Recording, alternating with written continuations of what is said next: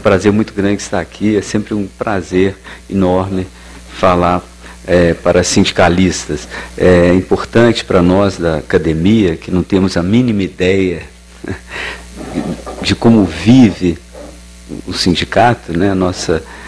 Aliás, ideia a gente tem, mas só na teoria a gente não tem a menor vivência, né, da vida sindical. Muito importante para a gente esse convívio, porque é um momento também de aprendizado para a gente. Nessa pequena fala, eu vou tentar responder a 7 perguntas. Como nasceu a CLT? O que é a CLT? O que não é a CLT? Quais os sentidos da CLT? Quais os pecados da CLT? As virtudes? Quais os desafios da CLT? Bem, a capa desse pequeno livro, que na verdade me foi encomendado pelo TST há um ano atrás, na capa desse livro a gente vê trabalhadores segurando nas mãos as suas carteiras de trabalho. Era um 1º de maio, em Aparecida. O padre rezava missa. Em dado momento da missa, os trabalhadores levantaram as suas carteiras, esperando a bênção da santa. Para alguns daqueles trabalhadores, talvez fosse um meio de garantir os seus empregos, porque era um momento de crise. Mas eu quero crer que para a maioria deles, aquele gesto simbolizava também a sua condição de sujeitos de direito, de pessoas que se sentiam pessoas, que se sentiam cidadãs, se sentiam personagens importantes de uma história. Na verdade, aquelas carteiras contavam uma história, a história da CLT. E que história será essa? Se fizermos essa pergunta ao capitalista, ou a um candidato de direita, talvez, ou a revista Veja, talvez eles nos respondam: é a história de Getúlio Vargas, um ditador. Ele teria dado uma espécie de presente aos trabalhadores para cooptá-los, para atraí-los e governá-los. Mas, na verdade, o que Vargas queria? Ele queria mudar o Brasil. E o Brasil, como era naquele tempo, era um Brasil com os pés na roça, no interior. O trabalhador brasileiro era, sobretudo, um camponês. E como as pessoas viam esse trabalhador brasileiro? Viam como preguiçoso, ignorante, jeca tatu. Não é à toa que quiseram branquear o povo brasileiro, e foi, entre outras razões, por isso que trouxeram os imigrantes europeus. Um dos objetivos era esse: branquear o povo brasileiro, fazer aquele jeca tatu se tornar um europeu. Vargas queria industrializar o Brasil, queria romper com o poder dos coronéis. Mas ele tinha também um projeto trabalhista, uma ideologia, uma ideia, uma utopia, um sonho. Queria valorizar o trabalhador brasileiro. No tempo de Vargas, já havia, no Rio e São Paulo especialmente, algumas fábricas, e explodiam já algumas greves. Mas a situação do operário era triste. Escreveu um autor daquele tempo: o operário, nas suas atuais condições de vida, não morre de morte natural, é assassinado aos poucos, dia a dia. Eram comuns as jornadas de trabalho de 14, 15 horas, crianças 7, 8 anos nas fábricas, mulheres grávidas, sem nenhuma proteção. Mesmo porque até então, a maioria dos políticos, dos pensadores, entendia que o Estado não deveria interferir em nada, em nome da liberdade. A liberdade de empresa. Getúlio mostrou que aqueles trabalhadores tinham direitos a ter direitos. É verdade que os sindicatos que ele criou eram atrelados ao Estado. A ideia de Vargas era abafar a luta de classes, era trazer para dentro do Estado a luta de classes e resolvê-la, fazendo com que todos, trabalhadores e empresários, trabalhassem para o bem da nação. A ideia era até, parecia até bonita, né? Mas era uma ideia que negava uma realidade. O conflito, a situação de conflito. É uma situação criada pelo sistema capitalista e que não poderia ou não deveria ser ignorada. De todo modo, ele não criou o sindicato simplesmente para se manter no poder. Ele queria, como eu dizia, industrializar o país e sabia que o sindicato era uma peça importante da indústria, tão importante quanto as máquinas, tão importante quanto as fábricas, mesmo porque sem o sindicato não haveria um interlocutor. Uma greve, com quem dialogar se não houvesse o sindicato? E o sindicato também poderia ajudar a aumentar o poder de compra dos trabalhadores. E, em última análise, isso serviria ao próprio sistema, porque movimentaria a máquina. Além disso, o seu governo foi ficando cada vez mais nacionalista. Vargas cria Petrobras, reduz a remessa de lucros das empresas estrangeiras, e ele precisava do sindicato para resistir às pressões tão grandes, e acabaram por matá-lo, como nós sabemos. Com o passar do tempo, os sindicatos foram também construindo a própria CLT, foram completando a CLT. Desse modo, a CLT não foi obra de um homem só, e também não foi criada só no Brasil. De onde vem a CLT?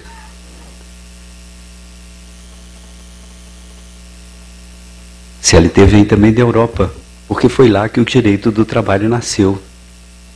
E como é que nasceu esse direito do trabalho? Se nós, desculpem, pensarmos no direito como um todo, na história do direito, a gente pode concluir que, em geral, de um modo bem sintético, o direito foi sempre construído pela classe dominante. Por que isso? Porque é natural que aqueles que têm o poder nas mãos queiram continuar com o poder nas mãos. E para continuar com o poder nas mãos, criam o direito e lhes permite continuar com o poder nas mãos. Então, embora haja pressões, contra poderes, basicamente o direito é construído em grande parte pela classe que tem o poder nas mãos. Ora, como é que então nasceu um direito, como o direito do trabalho, que favorece principalmente os oprimidos? A resposta a essa pergunta é complexa, mas eu diria que o fator principal foi criado pelo próprio sistema capitalista, quando ele fez a fábrica, construiu a fábrica, inventou a fábrica. Porque a fábrica reuniu aquelas pessoas, aqueles trabalhadores dispersos, e deu àqueles trabalhadores a ideia da luta coletiva, ensinou aqueles trabalhadores, se identificavam uns com os outros, ensinou aqueles trabalhadores a lutar por seus direitos. É verdade que o direito do trabalho também serve à classe dominante, porque legitima o sistema, fortalece o próprio sistema capitalista, é verdade. Mas em linha direta, é um direito que protege a classe oprimida. Desse modo, o sindicato esteve sempre presente na construção da CLT, seja no Brasil, seja até fora do Brasil. Talvez menos presente do que em outros países, é verdade, mas não importa, é sempre o sindicato. Muitas das normas que a CLT criou já tinham sido inventadas graças às lutas dos trabalhadores de outros países. Bem, como efetivamente nasce a CLT? Ela nasce em 1943, num dia 1º de maio, numa praça do Rio. Getúlio estava lá, foguetes, discursos, bandas de música, 500 moças vestidas de branco com a bandeira do Brasil. Ele distribui 50 mil cópias da CLT para os trabalhadores. Os trabalhadores ganham o direito de ir à festa sem perder o ponto, como se fosse um feriado. E a partir de 43, a CLT foi ganhando força. Todo dia, 6 horas da tarde, na Voz do Brasil, o ministro do Trabalho, Marcondes Filho, contava para os trabalhadores, explicava para os trabalhadores os seus direitos, ensinava os seus direitos. Aliás, o próprio governo criou vários cursos para dirigentes sindicais, os primeiros daquela época. E aqueles discursos, aquelas falas, iam também criando um novo tipo de trabalhador, o trabalhador com o qual Getúlio sonhava. Era um trabalhador cumpridor de seus deveres, bom pai de família, que não bebia, ou pelo menos não bebia muito, né? Levava uma vida honesta e conhecia os seus direitos e lutava por eles também. Qual foi o ambiente em que nasceu a CLT? É importante nós vermos isso porque o ambiente mudou, o contexto mudou. E isso tem trazido problemas para a própria CLT, como nós veremos daqui a pouquinho. Bem, para imaginar aquele mundo, vamos pensar em nossos pais ou avós. No meu caso, até na minha infância, né? Porque eu estou muito mais para lá do que para cá. Como era o mundo no tempo dos nossos pais ou avós? Era um tempo em que se tinha mais fé no futuro. As pessoas faziam planos, projetos. Os pais projetavam a vida dos filhos. O homem começava servente de pedreiro, podia acabar mestre de obras, começava ajudante lá de metalúrgico, né? Ia fazendo carreira na empresa. Tudo era mais estável. A ideia era unir, disciplinar as coisas. Do mesmo modo que a fábrica repartia o trabalho, dividia o trabalho, mas construía um produto único, assim eram as outras coisas da vida. A ideia era tentar unificar o que estava dividido. A própria CLT é cheia de detalhes, mas tenta transformar tudo aquilo numa coisa só, ou seja, em algo que serve a todos os trabalhadores. Era um tempo de mais certezas, de mais projetos, e por isso um tempo em que se aceitava melhor as regras, se aceitavam melhor as hierarquias, os comandos. O pai dizia para o filho: não saia, não volte depois das 10 horas da noite, né? E para a filha: não frequente bares. E a não ser, num ou outro período da adolescência, os filhos aceitavam muito melhor o comando dos pais. Assim como nós todos aceitávamos melhor as regras. Exatamente porque nós tínhamos confiança no futuro. Queríamos construir aquele futuro para os nossos filhos. O sindicato era também assim, tinha um projeto, tinha um líder, uma organização, algo concreto, estável, duro. Eu me lembro que eu sempre gostei muito de pescar e um dos motores de polpa mais famosos naquele tempo era Yamaha, né? Fazia motor de polpa, Johnson também. Hoje, a Yamaha faz também pianos de cauda. Vamos falar disso daqui a pouquinho. Mas o que é a CLT? Bem, naquele tempo já havia uma ou outra lei de proteção ao trabalhador. A CLT junta essas leis, completa essas leis e avança. É um conjunto de regras que se aplica a todo empregado. E quem é empregado? O que é ser empregado? No início, se entendia que empregado é aquele que recebe ordens. Mas a própria CLT permitiu que essa ideia fosse aumentada, fosse ampliada. Empregado passou a ser não só aquele que recebe ordens diretas do patrão, mas aquele que trabalha de tal modo que a sua atividade se integra à atividade da empresa, mesmo que ele nunca receba uma ordem direta. É o caso, por exemplo, do professor, né? O professor dificilmente vai receber uma ordem direta da direção da escola.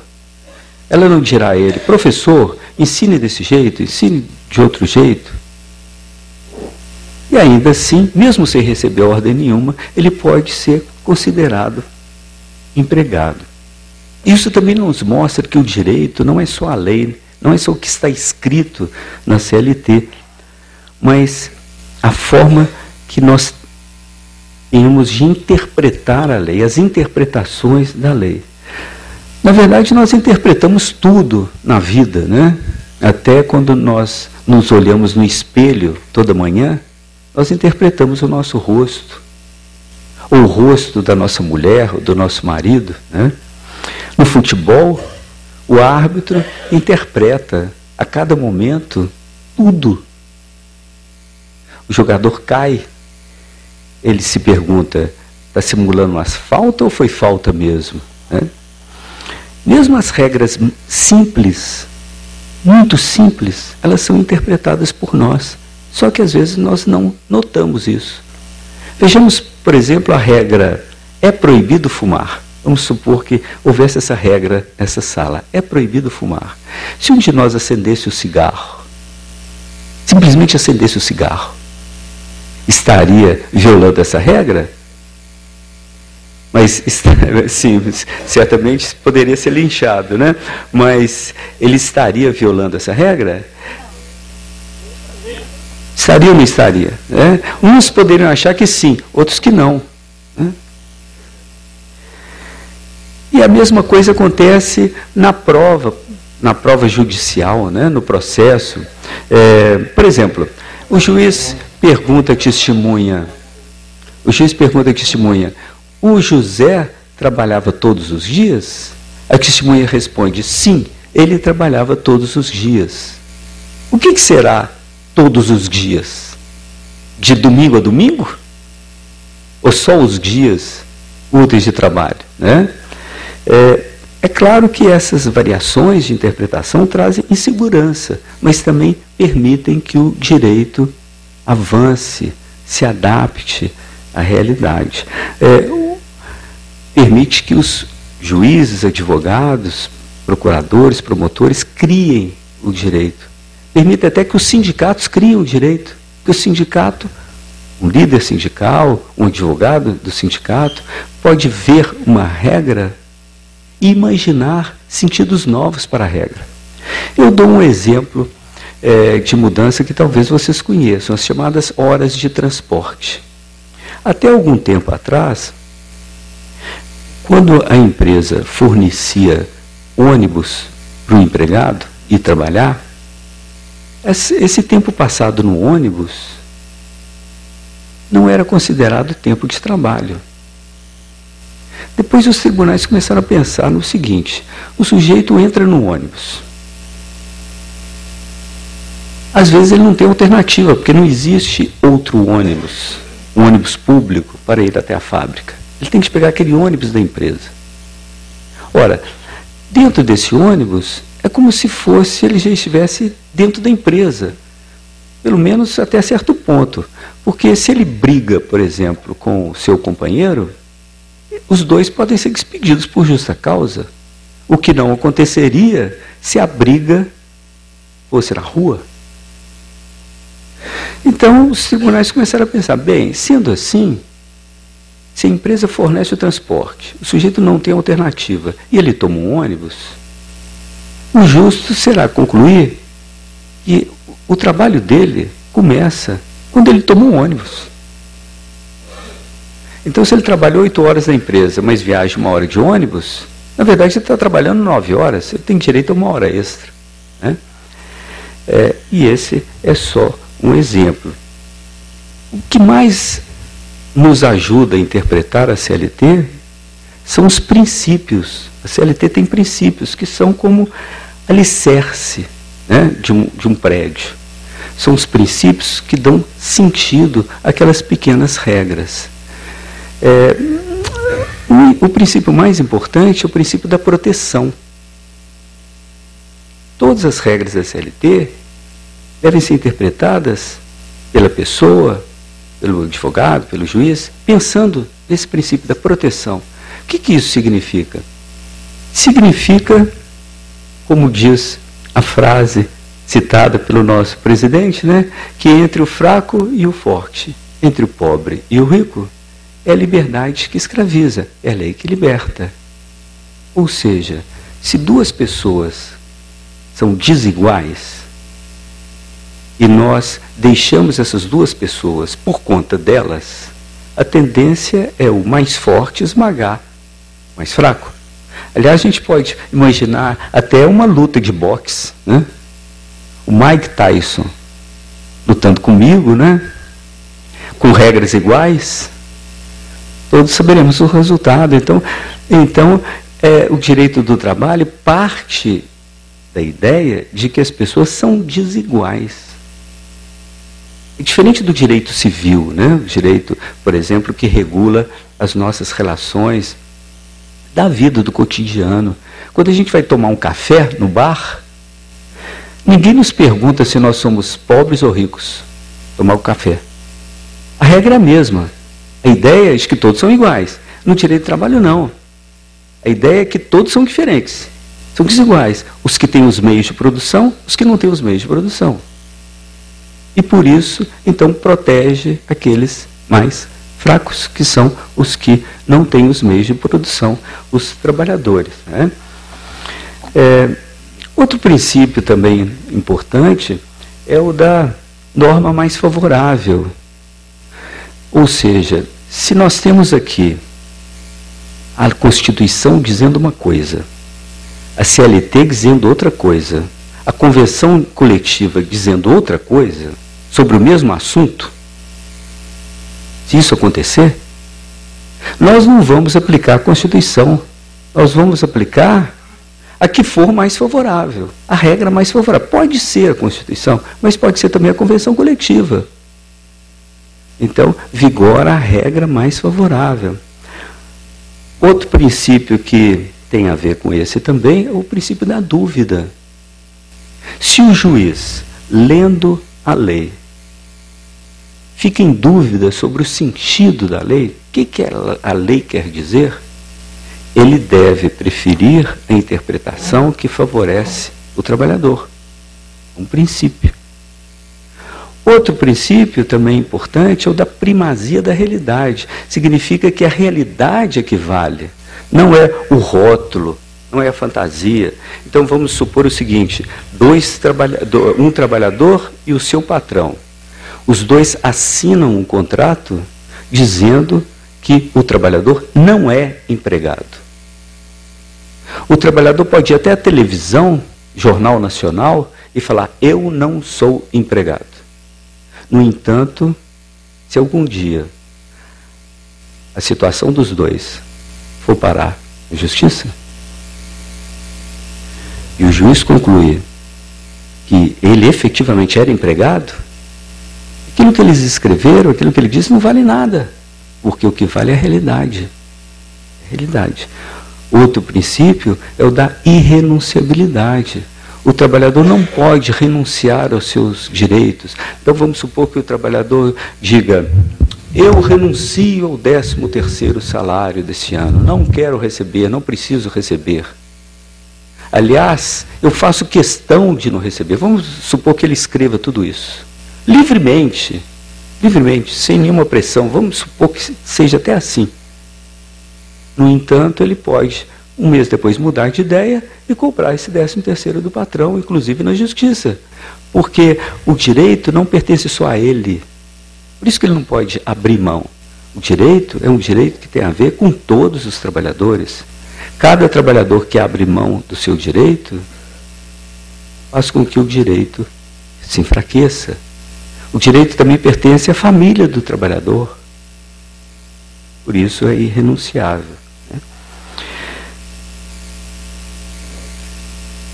Assim, em geral, em princípio, pelo menos, as pessoas, patrão, empregado ou os sindicatos, só podem criar regras para melhor, para mais, não para menos. Embora, como a gente vai ver, essa regra isso esteja em crise, um pouco, pelo menos. Bem, quando a CLT nasceu, como nós vimos, já havia algumas leis. A ideia foi juntar, então, e avançar.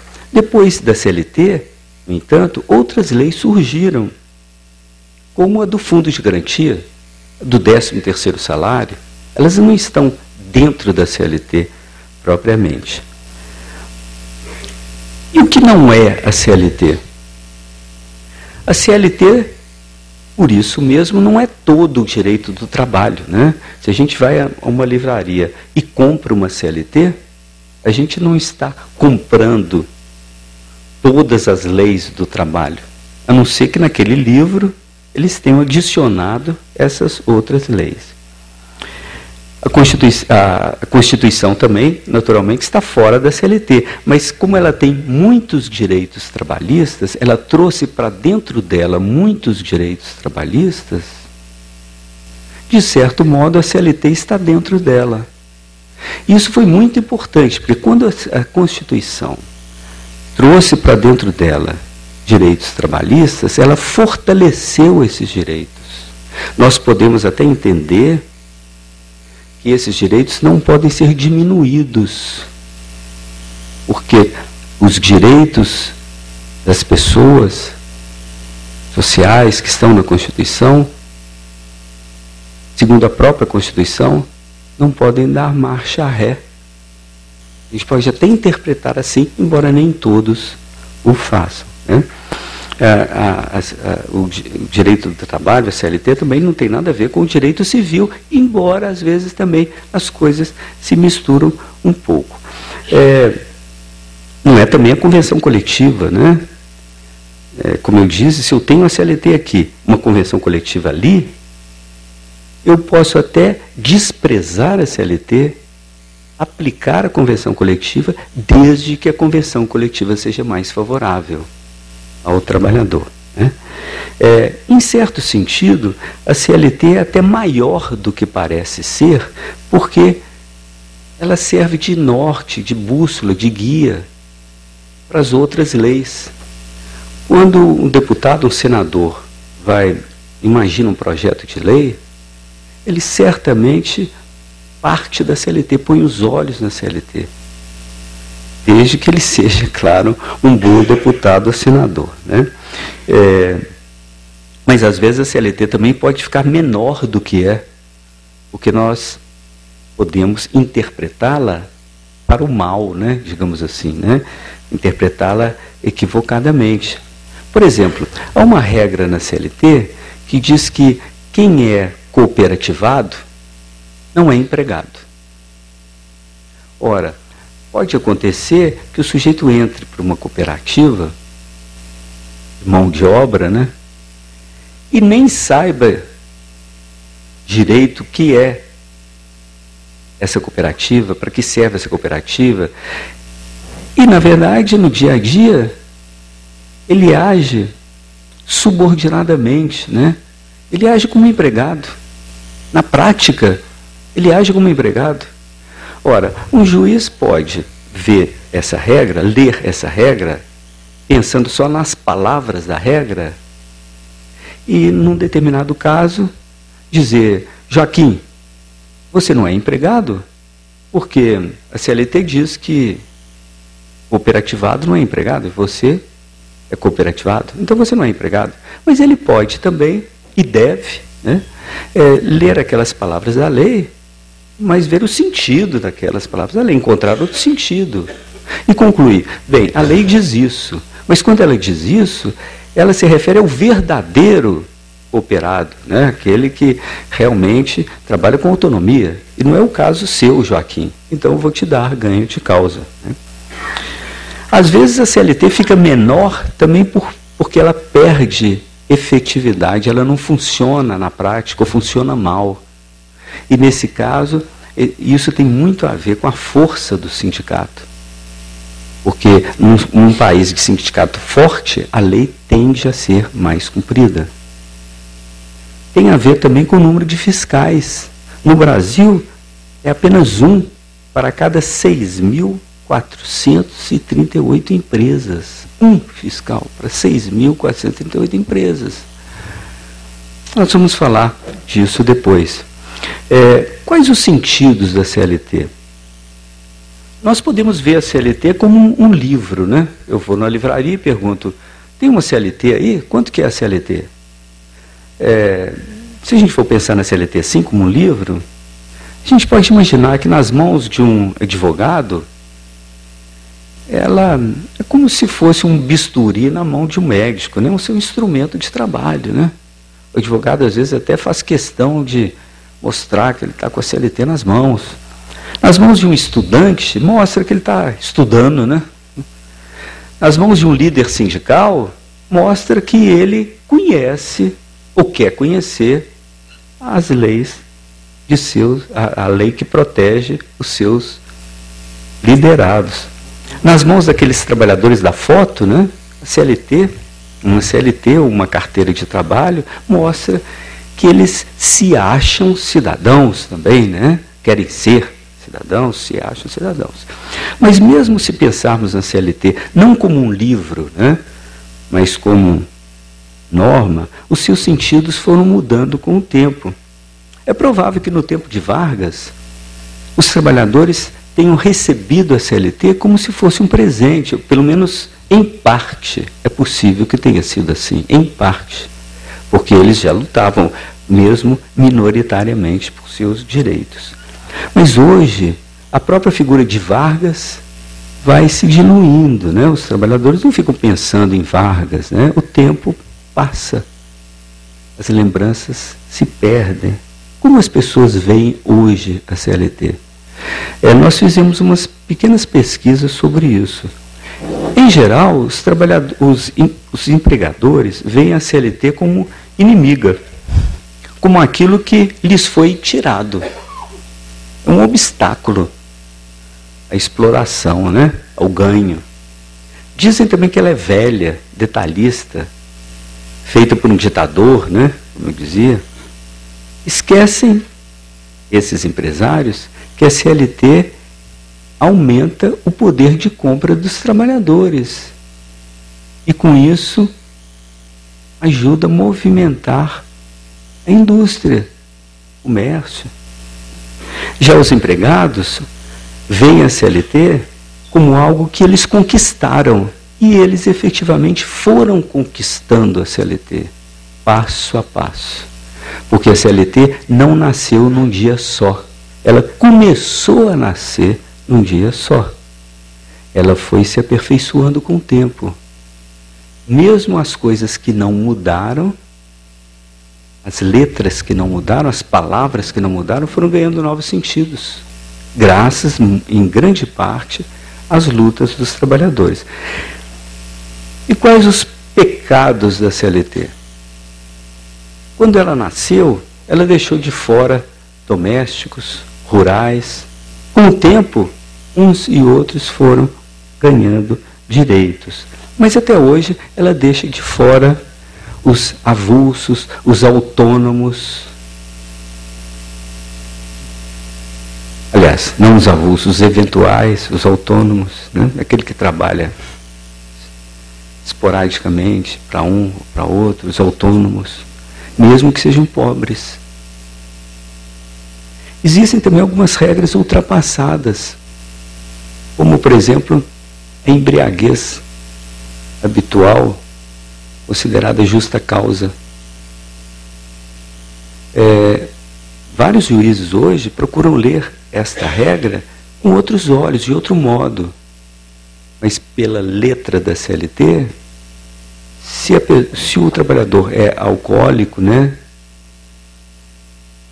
mesmo que ele não chegue à empresa em estado de embriaguez, se ele tem essa vida no alcoolismo, ele pratica justa causa. Quer dizer, isso é uma coisa ultrapassada, porque hoje se sabe que a embriaguez é doença. A embriaguez habitual, né? O alcoolismo é doença. Existem algumas regras novas também ruins. Outro pecado, esse muito grave, que não está na CLT, mas se reflete nela, é o fundo de garantia. O fundo de garantia tem um lado bom, nós sabemos, né? É como uma poupança que nós fazemos, né? Podemos usá-lo também para casa própria, né?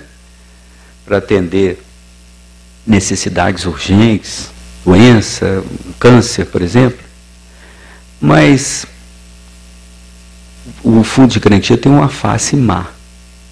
Qual o objetivo do fundo de garantia que foi criado pelos militares? Qual o objetivo principal? Foi acabar com a estabilidade no emprego. Acabar com a estabilidade no emprego. Mas, na verdade, ele fez muito mais do que isso. Os efeitos foram muito piores do que esse. Estáveis naquela época eram poucos, eram 15% dos trabalhadores brasileiros. Mas o que aconteceu de pior, então? Aumentou a rotatividade.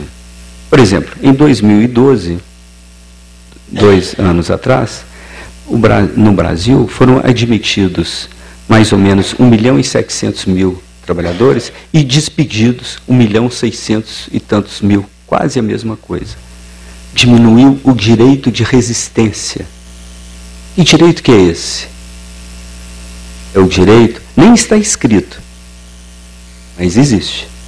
É o direito de cada um de nós dizer não quando recebe uma ordem injusta, ilícita.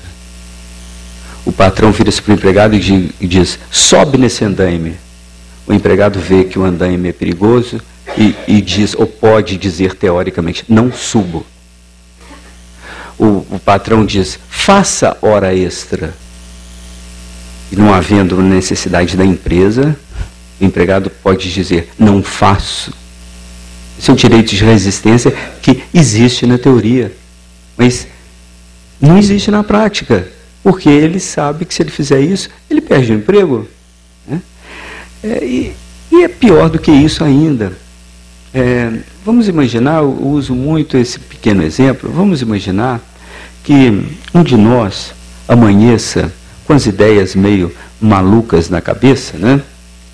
Vá a uma padaria e peça meia dúzia de pães.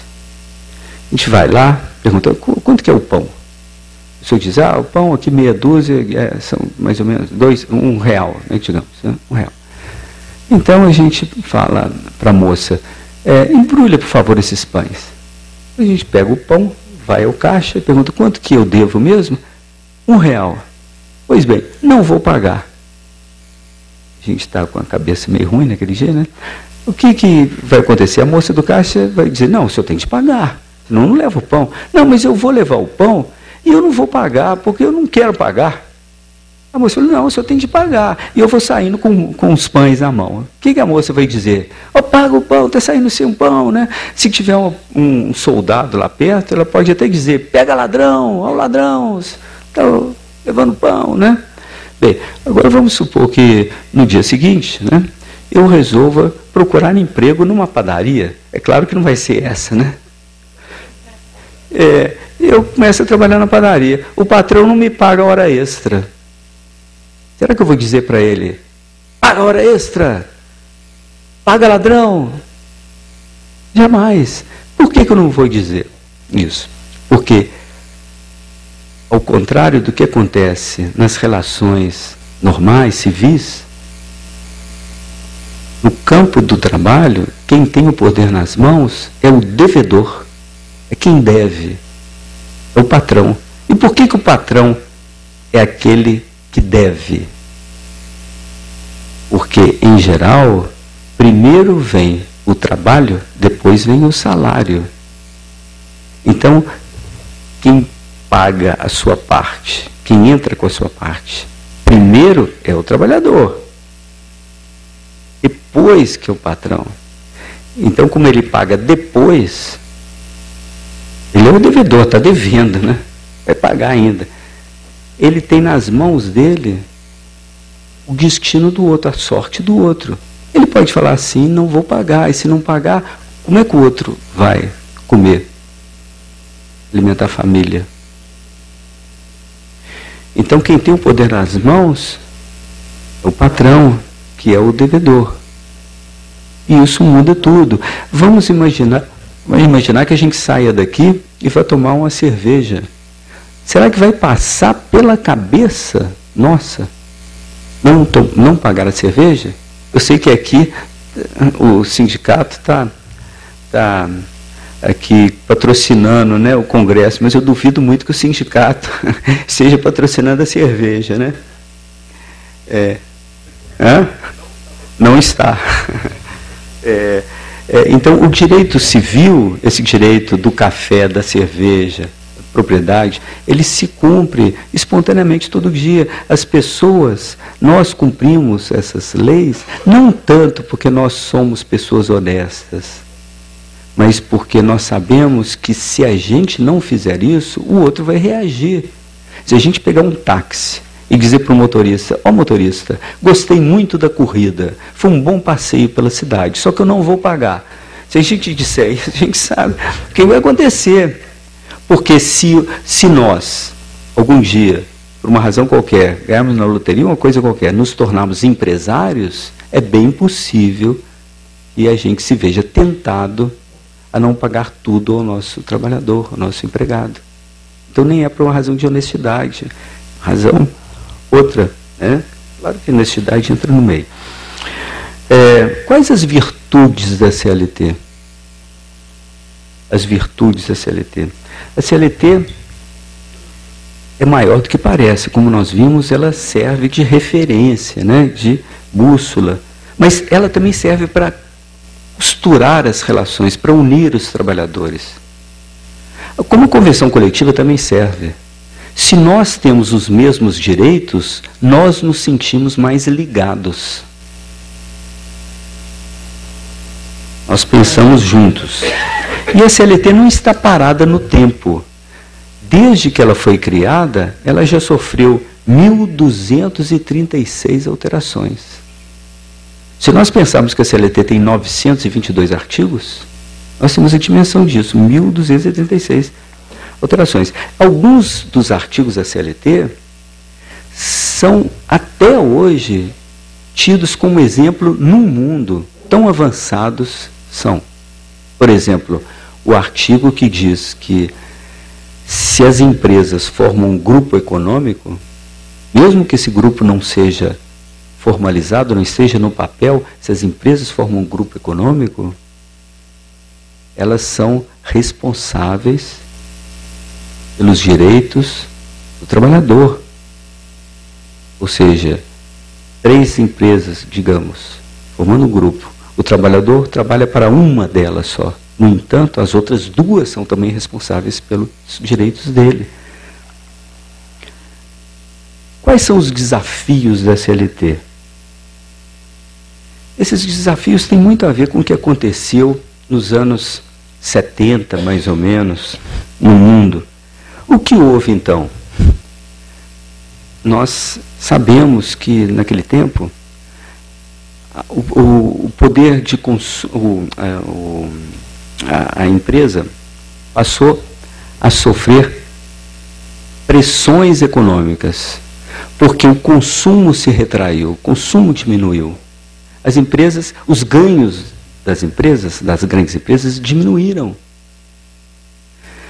O preço do petróleo aumentou demais, e isso fez encarecer ainda mais os produtos, e fez diminuir ainda mais o consumo. Coincidentemente, nesse tempo, os sindicatos, especialmente nos países de ponta, os sindicatos estavam muito fortes. E aqueles trabalhadores, aqueles jovens trabalhadores, os novos trabalhadores, já não aceitavam aquilo que os seus pais tinham aceitado. E eles percebiam que, durante os anos passados, as empresas tinham lucrado muito. Eles tinham também recebido novos direitos, mas não tantos quantos queriam. Então, eles pressionaram ainda mais a classe empresarial, que teve de ceder, o que, mais uma vez, fez encarecer os produtos e diminuir o consumo. Então, instalou-se uma crise. O capital cedeu no começo, mas depois contra-atacou. Surgiram governos conservadores em vários países da Europa, como a Margaret Thatcher, o Reagan. Além disso, houve também uma mudança cultural. Muitos de vocês já leram sobre o movimento dos operários, dos estudantes, em 1968, os operários ocupando as fábricas, os estudantes saindo às ruas, ocupando as escolas. O que eles queriam? Eles queriam mais liberdades, mais igualdades. O tempo dos hippies, foi esse. A partir de então, essas ideias de liberdade, de igualdade, cresceram. Hoje, nós todos estamos muito mais sedentos de liberdade, de igualdade, do que antes. Vejam vocês, não sei se todos aqui são pais de família, alguns certamente são. É possível hoje educar o filho com autoritarismo, como os nossos pais ou avós faziam? É muito difícil, não funciona. Você tem que ter diálogo com seu filho, tem que se colocar mais ou menos num plano de igualdade, pelo menos mais ou menos. Professor e aluno. O aluno chamava o professor de senhor, o professor estava lá na cátedra, lá no alto. Hoje o professor sai para tomar chopp com os alunos. Há uma sede de liberdade, uma sede de igualdade que se manifesta até nas ruas. É muito clara a diferença entre o ontem e o hoje, fica muito claro se a gente comparar a greve típica, a grande greve, com os movimentos do ano passado aqui no Brasil. Na greve, o que acontece na greve? Sempre aconteceu na greve. Tem um líder, a palavra de ordem, as estratégias, a organização, a bandeira, todo mundo querendo uma coisa só, seguindo um projeto, não é isso? Seguindo um plano. E os movimentos de rua do ano passado? Havia pequenos grupos ali com bandeiras, como Passe Livre, mas de um modo geral eram pessoas dispersas, cada um com o seu próprio plano, seu próprio projeto, sua própria queixa, sem lideranças. Lá em Belo Horizonte, eu fui com a minha filha, mais novinha, ficamos lá o dia inteiro. Tinha gente pedindo impeachment da Dilma, gente gritando contra a corrupção, como tinha também gente pedindo melhoria na saúde, madames, 2 ou 3 madames, com cartaz: abaixe o preço da ração de cachorro.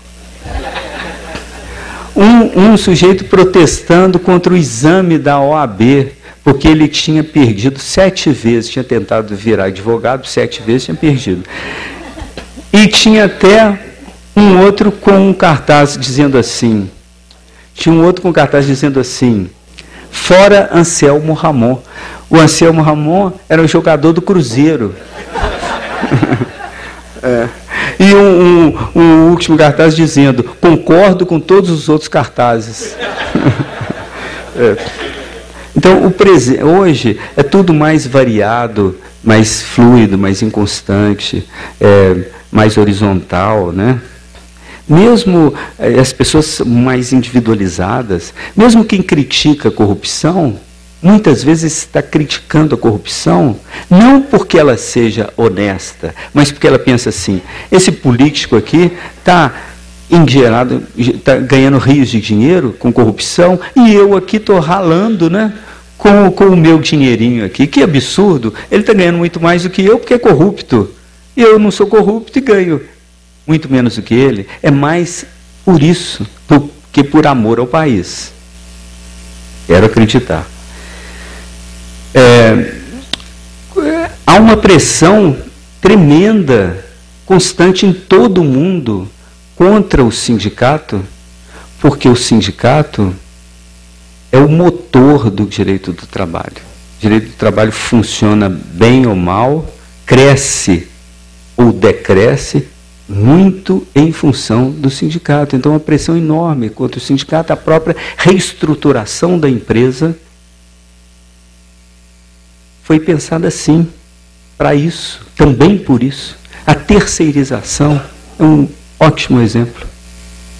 A terceirização implode um sindicato, né? A gente pode pensar ainda naquela velha fábrica. Quando a fábrica foi criada, como eu dizia, ela juntou os trabalhadores, ensinou os trabalhadores a lutar. Então, ela própria criou uma contradição, né?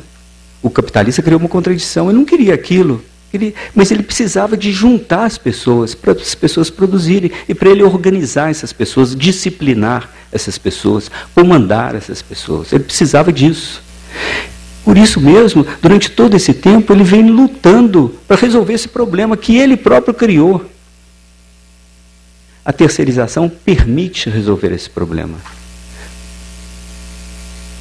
Ela fragmenta, divide a classe trabalhadora, não só em termos quantitativos, né, como até em termos subjetivos, porque os terceirizados e os não terceirizados não têm os mesmos interesses, raramente têm os mesmos interesses. Às vezes um tem inveja do outro, ou teme se tornar o outro, né? Pois bem, o que podemos esperar para hoje? Há coisas boas, coisas não tão boas, eu diria. Uma palavrinha só sobre o juiz. Né? O juiz. O juiz hoje, ele tem muito mais condições de ser livre, ele também quer ser livre, ele tem muito mais condições de ser livre do que antes. Mas isso pode ser usado, essa liberdade, para o bem como para o mal.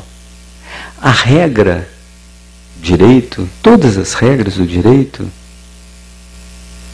estão em crise, porque regra significa comando, ordem, autoridade. E hoje, como eu dizia, a gente está vivendo um tempo que não quer comando, não quer autoridade. Então, toda a regra de direito já está meio fragilizada, meio enfraquecida. Para o juiz isso pode ser bom, porque ele não fica tão preso àquelas letras da lei, aquelas palavras da lei. Ele passa com mais facilidade hoje a usar os princípios para interpretar a lei. Então ele interpreta a lei mais livremente.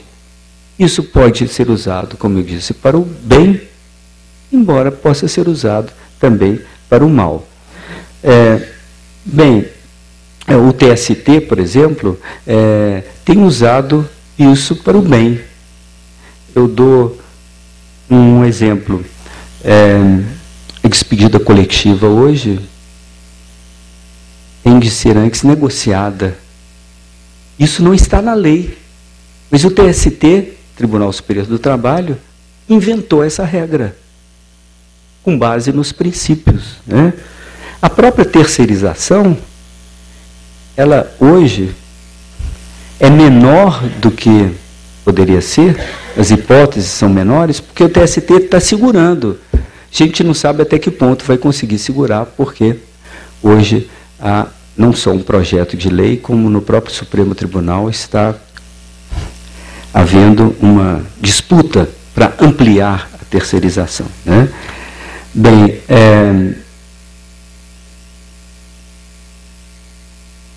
diante dessa crise, eu termino agora, 2 minutos, diante dessa crise, dessa tensão que afeta a CLT, o direito do trabalho, o que nós podemos fazer?